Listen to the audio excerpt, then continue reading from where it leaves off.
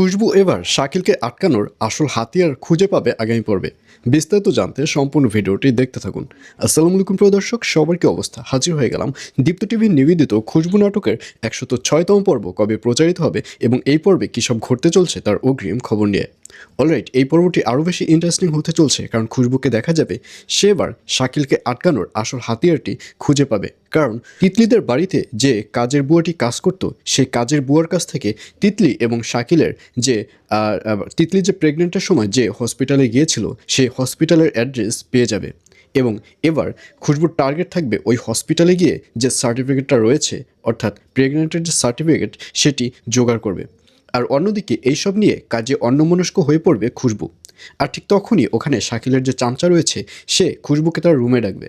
এবং খুশবু যখন রুমে যাবে তখন সেই শাকিলের যে চামচা রয়েছে সে খুশবুকে একটা কাজের ভুল তাকে দেখাবে। এবং খুশবু বলবে, আসলে আমি এটি খেয়াল করিনি, ভুল হয়ে গেছে। তখন শাকিলের চামচা খুশবুর উপর অনেক বেশি রেগে যাবে এবং এক পর্যায়ে খুশবুর গায়ের উপরে তার নিজের জুতো খুলে মারবে। আর ঠিক তখনই পেছন থেকে রিশাদ সেই রুমে ঢুকে যাবে এবং সেই জুতোটি রিশাদের সামনে এসে পড়বে। আর রিশাদ খুব ভালো করে বুঝতে পারবে যে জুতোটি সে কার গায়ে মেরেছে। এবং এক পর্যায়ে রিশাদকে দেখা যাবে সে রুমে ঢুকে সেই শাকিলের চামচাকে জিজ্ঞাসা করবে যে কি হয়েছে। এবং এক পর্যায়ে শাকিলের চামচা অনেক বেশি ভয় পেয়ে যাবে। তখন রিশাদ বলবে, এটা কোন ধরনের ম্যানার? এই বলে অনেক বকাবকি এবং চাকরি থেকে বরখাস্ত করার হুমকি পর্যন্ত দিবে শাকিলের সেই চামচাকে। আর এছাড়াও থাকবে আরও আশ্চর্য সকল ঘটনা। সুতরাং সবাইকে খুশবু নাটকের 106তম পর্ব দেখার আমন্ত্রণ রইল।